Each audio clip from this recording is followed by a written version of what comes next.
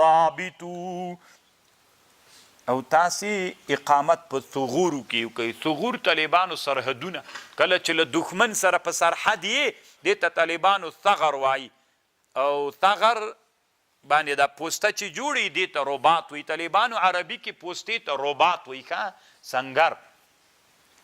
ورابطوا واتقوا الله لعلكم تفلحون. طالبانو دا حدیثو کې چې کوم فضیلت د رباط راغلی رباط یوم فی سبیل الله خیر من الدنیا وما فیها.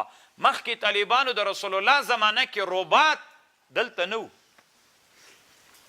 طالبانو ورونو د اسلام نه د طالبانو ورونو او د دنیا د نبی علیه السلام زمانه کې تنا اردو موجوده وله.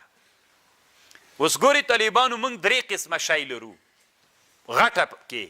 یو ته پولیس وایو ته اردو وایو. اردو په نظام کې څه شی کوي؟ سرحدونه ساتي که نه؟ دا یې دوی کار ده وزارت د دفاع. او یو طالبانو شرطه و پولیس دي. شرطه و پولیس دوی داخلي امن ساتي. د رسول الله زمانه کې پولیس نه ول طالبانو چې شرطه ورته وایي. دا د رسول الله زمانه کې نه ول. د رسول الله زمانه کې څوک نه ول شرطیان نه ول. ځکه هلته داخلي امن د مسلمانانو نه و خراب. مسلمانان ټول په سرحدونو پراته ول. د ابوبکر صاحب زمانه کې د عمر صاحب زمانه کې د معاویه رضی الله عنه زمانه کې بیا 4 زره پولیس معاویه صاحب جوړ کړل. 4 زره داخلي امنیت خراب سو. مکمله قصه د علماو کړي ما بیانونو کې هم کړې ده. نو طالبانو ورونو کله چې هغه ته لاړو بصرې ته تللی و هلته یو خان و د دې خان زیاد ابن ابي تللی و. هلته خان کور و د شپې هغه پیردارانو تکبیرونه نارې ولې ده ورته دا ولې نارې وهي وي دا له غلو نه ډارېږي چې ورته وایي چې موږ خو ویښ یو. بیا طالبانو معاویه رضی الله عنه پولیس جوړ کړل شرطیان 4 زره. بیا دا ځواک طالبانو همداسې جوړ سو پسې جوړ سو. نو اسلام کې یو شرطیان دي یو هغه مجاهدین دي.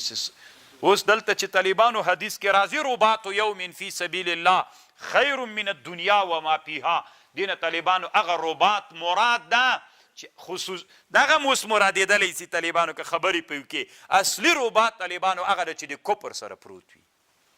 وچ د کفر سره طالبانو دا ترحم د سوي طالبانو عین په دهلي باندې ورواچي چې د کفر سره پروت وي. دا سرحد د سوي طالبانو هغه د اورال د غرونو په هغه باندې ور سره یې واچي که نه. او دا بل سرحد د ایران سوي طالبانو هغه داسې کوم چې ته ورواچي اسرائیلو ته ورواچي طالب. دا هغه د کفر رباط یوم فی سبیل الله چې وچ د کفر سره یې خواته اسرائیلی په خپله مورچه کې ناست دی دلته مسلمان ناست دی. هلته هندی کافر ناست دی دلته مسلمان ناست دی.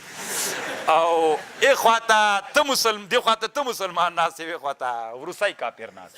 دا طالبانو رباط یوم فی سبیل الله خیر من الدنیا وما فیها ده. خو اوس هم طالبانو دا بعض انسانان لکه د کفر داسې حالات جوړ سوی ده که نه. خو بیا هم ډېر خوند ځکه 100% کې طالبانو یې سړي یقین راسي چې کفر د وچ کفر سره وچ مشرک سره په سرحد باندې پروت یم. نو احادیث چې راغلي طالبانو د رسول الله زمانه کې څوک نه و شرطیان نه ول طالبانو د پولیسو پوستې نه طالبانو دا هغه پوستې دي چې د کفر سره په سرحد پرتې وي. اگر چې نن عصر کې علما وایي د اسلامي نظام دا همداسې دی خو اصلي معنا یې هغه ده طالبانو داسې مې ویلي. دا ځکه درته وایم چې اسلامي امت کې دې جذبه را پیدا سي چې ووایي چې نو دا خو بیا کنې دا پوستې ویسو همغلتې ویسو. نو چې دا فکر ورسره پیدا سو چې ویسو بیا یې وړي نو خو انسان خو همداسې ده که نه چې فکر ورسره پیدا دا اوس طالبانو چې فکر د سره پیدا سو هغه کار بیا کوي چې د سره نه بیا نه کېږي. واتقوا الله لعلكم تفلحون. بس د طالبانو لږ به دمه وکړو.